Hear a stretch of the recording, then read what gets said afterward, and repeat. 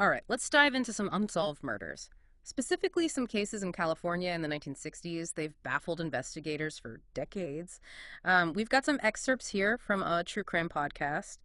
And I guess what we're going to try to do is just see if we can spot any kind of connections or patterns or anything like that that might help us, you, the listener, to kind of piece together these perplexing puzzles. Yeah, I think what's so interesting about these cases is that they're not just isolated incidents. You start to see these threads that connect them, these recurring details that make you wonder if you're dealing with something bigger, maybe even the work of a serial killer. Okay, so let's start with one. This might seem like a simple robbery gone wrong at first, but it takes a sinister turn. April 10th, 1962, Oceanside, California.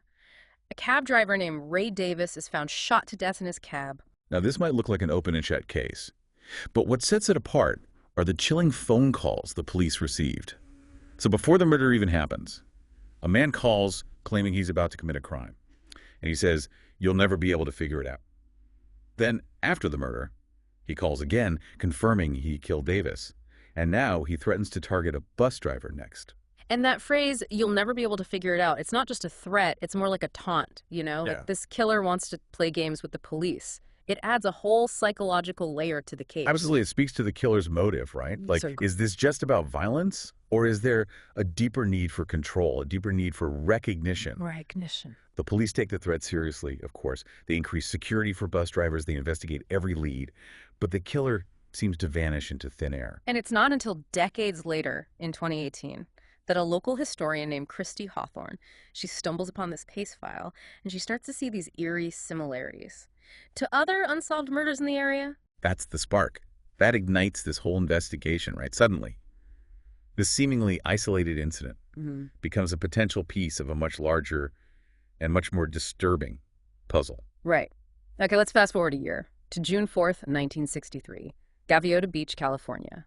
A young couple, Robert Dominguez and Linda Edwards.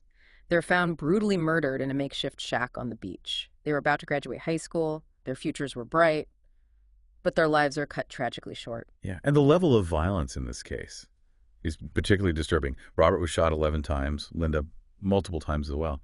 And the killer tried to set the shack on fire with their bodies inside, which is just an attempt to not just kill, but also to destroy the evidence. It almost feels personal, doesn't it? Like a level of rage and hatred directed at these victims. Yeah. So the police Right. recover several pieces of evidence at the crime scene, including shell casings from a .22 caliber long rifle. And this is where the detail of the ammunition becomes really crucial. We're not just talking about any .22. These were Winchester Western Super X long rifle cartridges with a specific lot number, TL21. Now, you might be wondering why a lot number is so important. Well, in forensics, it's all about tracing the origin. Tracing the origin of the evidence.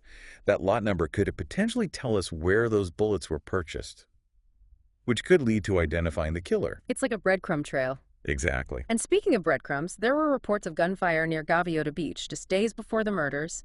Teenagers who were camping and surfing in the area, they described hearing shots that sounded like they came from, you guessed it, a .22 caliber rifle. Oh, so is somebody target practicing, testing out a weapon, or maybe even sending a warning? Could these shots be connected to the ammunition found at the crime scene? Right. It's a clue, and one that investigators pursued, of course. They focused on a few key suspects. One was a classmate of Robert's named Jason. He had a history of trouble and access to guns. So like a jealous classmate scenario. Exactly. But Jason had a solid alibi, Uh. and there wasn't enough evidence to connect him to the crime.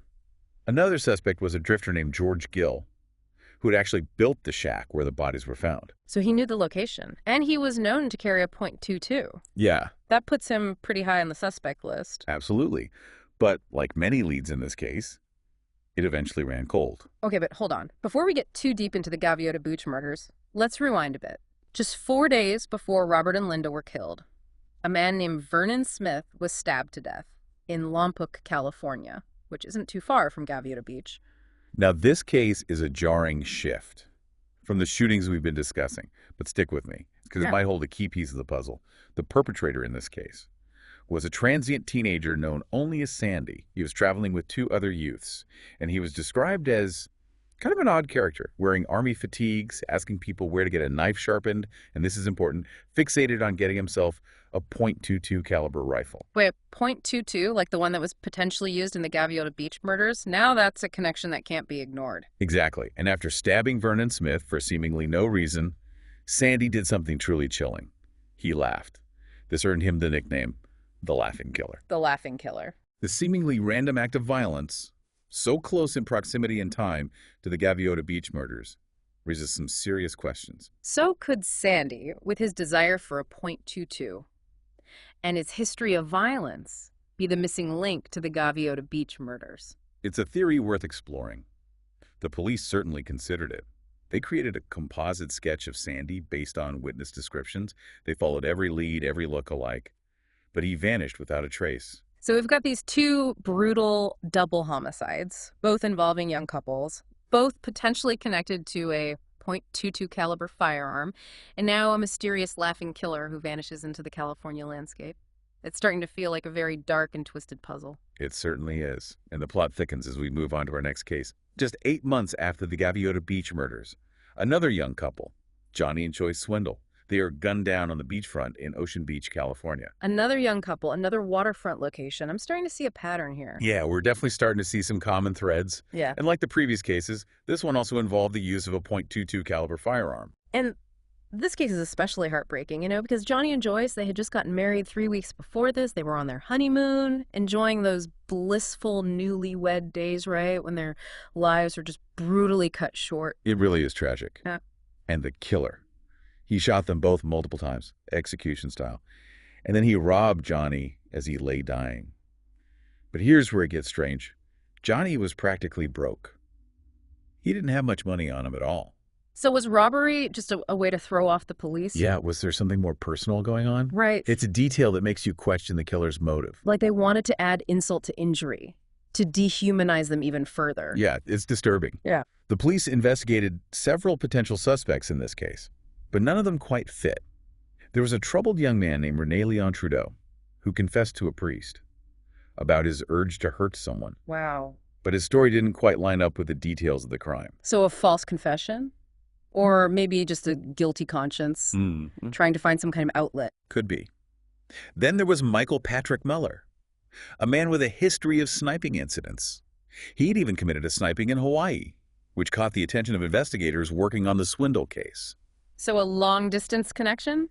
Possibly. Did his military background maybe give him access to the type of weapon used? It's possible. They definitely looked into that. But Muller was eventually cleared. Huh. His alibi for the time of the Swindle murders checked out.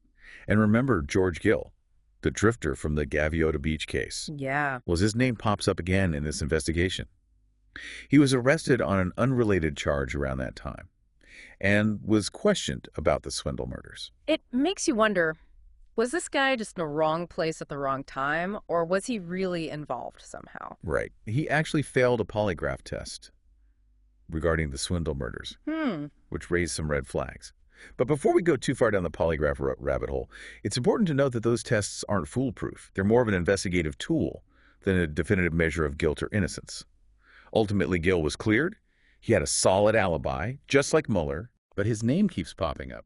It does. It makes you wonder. Yeah, it does. And then there was Wayne David Chandler. He went on a shooting spree in San Diego 2 years after the Swindle murders. And sadly, he ended up taking his own life. And the police never got the chance to question him about the Swindles. Another tragic case, another dead end. It is. So we've got this string of unsolved murders, young couples being targeted, the use of a .22, and a handful of suspects who either don't quite fit the profile or have solid alibis. It's starting to feel like the work of a serial killer, someone who's able to move through the shadows, leaving very few clues behind. That's certainly a possibility. And that's what makes the next case we're going to discuss so intriguing. It takes us to Riverside, California in 1966. And while it differs from the previous cases in some ways, it also has some eerie connections that can't be ignored. The victim this time is an 18-year-old college student named Cherie Jo Bates. Okay, so a shift in the victim profile, and we're moving away from the coastal areas. What's the connection here? Well, on October 30th, 1966, Cherie Jo was studying at the Riverside City College Library. She left her car, a lime green Volkswagen Beetle, parked nearby. When she went to leave, her car wouldn't start. Seemed like bad luck. But the police later discovered that her car had been deliberately sabotaged. Someone had tampered with the engine. So it wasn't just a random breakdown. Someone intentionally set her up to be stranded. Exactly. And that's when a man approached Sherry Jo, offering to help with her car. She, trusting him, followed him into a nearby alley. And that's where he attacked. Oh, that's awful. It's like a nightmare scenario. Being stranded and then having your kindness exploited. It is.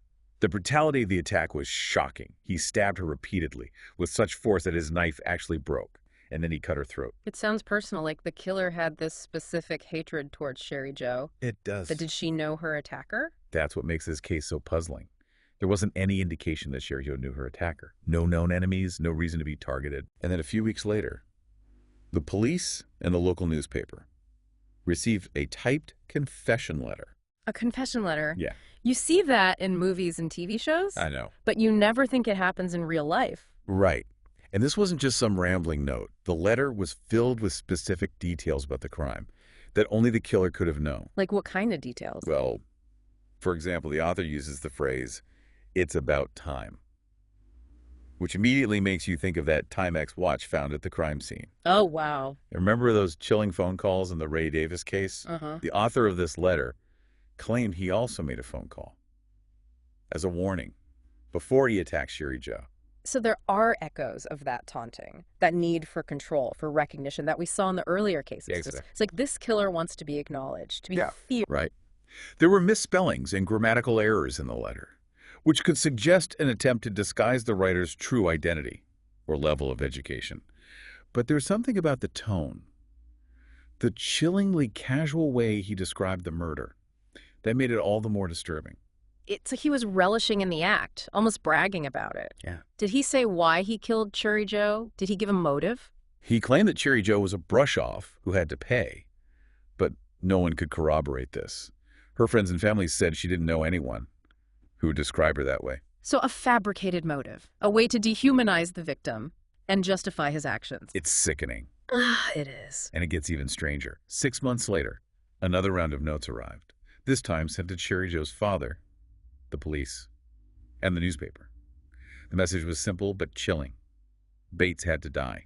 There will be more. Okay, that's terrifying. That's a direct threat. It is. A promise of more violence to come. Yeah. Did these notes have any clues as to who sent them? Well, they were each signed with a strange symbol, a squiggle that looked like the letter Z. Hold on. Z, as in the Zodiac killer. It's a question that has haunted investigators for decades. Could the murder of Sherry Jo Bates be the work of the Zodiac killer? There are certainly similarities to some of the later confirmed Zodiac crimes, but also some inconsistencies. The Zodiac was known for his ciphers and coded messages, and these notes were fairly straightforward. So maybe a copycat, someone trying to capitalize on the fear and notoriety of the Zodiac. That's possible. Or could it be the Zodiac? Experimenting with his MO? Trying to throw off the police? It's possible. And we can't forget the other strange clues in Sherry Jo's case. Remember that distinctive military-style shoe print found at the crime scene? Yeah. And the cigarette butt? Were these genuine clues? Or were they red herrings, deliberately planted to mislead the investigation? It's like trying to solve a puzzle, where the pieces keep changing shape. Right. You think you've got a lead, and then it turns out to be a dead end. Exactly. Yeah. Then there was the creepy poem that was found scratched into the underside of a desk in the Riverside City College Library storage room. What? Yeah. Really? Yeah, it was dark, disturbing. And it mentioned a red dress, which didn't match what Sherry Jo was wearing at all. Another red herring. Or a clue we haven't figured out yet. The police dismissed the poem as a hoax, but it's hard to ignore the unsettling parallels to the Bates case. And just a few weeks after Sherry Jo's murder, there was another incident that might be connected. The carjacking of Linda Gillinger in Riverside. Another carjacking. A young man forced Linda to drive him to San Diego, and then he let her go, saying she had as good a chance as he did. That's a strange thing to say. Did- Almost like he was trying to justify what he did. Like it was a game of chance, rather than a violent crime. Yeah. Could this be the same man who killed Sherry Jo, using Linda's car as a getaway vehicle? It's a possibility worth considering. The timing and location are certainly suggestive. Yeah. So we have this cluster of cases in Riverside. A brutal murder, a strange confession letter, creepy notes, a disturbing poem, and a carjacking. Are they all connected, or are we seeing a convergence of unrelated but equally disturbing crimes? That is the question, isn't it? It is. All right, so let's take a step back. And look at the bigger picture here. We've got these seemingly random acts of violence spanning several years and different locations across California. But are they truly random? Or is there like a sinister connection weaving them all together? That's the question that keeps everyone up at night, isn't it? It does. And, as we've gone through these cases, some really disturbing patterns have emerged. Like what stands out to you? One thing is this recurring theme of young couples being targeted. We had Ray Davis and the bus driver threat, Yeah. Robert and Linda at Gaviota Beach, Johnny and Joyce on their honeymoon. It's a pattern that's hard to ignore. It really is. It suggests a possible motive, perhaps a hatred or resentment toward young love, Yeah. or maybe a fascination with disrupting the happiness of others. Right. And then you've got the .22 caliber firearm showing up in multiple cases. Could it be the same weapon, the same killer? That's a good question. Ballistics. It's a fascinating field of forensic science. Every firearm leaves unique markings on the bullets it fires, kind of like a fingerprint. So if they recovered bullets from multiple crime scenes, they could compare those markings to see if they match, to see if they were fired from the same gun. So even if the killer got rid of the weapon, those bullets could still come back to haunt them. Exactly. And then you have this, like the seemingly random nature of these attacks, the victims, they had no known enemies, no obvious reasons why they would be targeted. It makes you wonder if anyone is truly safe, Right. if danger can just lurk around any corner. Yeah. It really does. It highlights the importance of being aware of our surroundings, trusting our instincts. But what about those details? The details that just don't seem to fit, that make you go, that's odd. The taunting phone calls in the Ray Davis case, the confession letter in the Cherry Joe Bates murder, that creepy poem found on the desk. Are these red herrings? Or are they clues that we just haven't been able to figure out yet? I think that's the challenge, right? Separating the signal from the noise. Right. It's possible the killer is deliberately trying to mislead investigators, to create a false trail. Or maybe these seemingly insignificant details are the keys to unlocking the whole mystery. It's like we're trying to solve a riddle that's wrapped in an enigma. It is. And remember that theory we discussed earlier, the possibility that the killer, or killers, might have had a connection to law enforcement or the military. Yeah, that really got me thinking. It would explain a lot. It would. Think about it.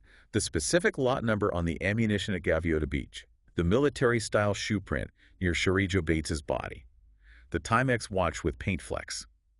That could be linked to Johnny Swindle's job as a painter. Those are some pretty specific details. They are. And they could point in that direction. Yeah. Of course, it's all circumstantial. We don't have any concrete proof. But it does raise the possibility that someone familiar with investigative techniques, someone who knows how to cover their tracks, might be responsible for these crimes. That's a chilling thought. But it would explain why these cases have remained unsolved for so long. It would. It's definitely a theory worth exploring. And I think it highlights an important aspect of these investigations. The need to be open to all possibilities, to challenge assumptions, and to constantly reassess the evidence. So we've examined the evidence and explored some of the possible theories. But ultimately, the question remains, who is behind these unsolved California murders? We may never know for sure, but we can keep asking questions, keep searching for answers, and keep the memories of these victims alive.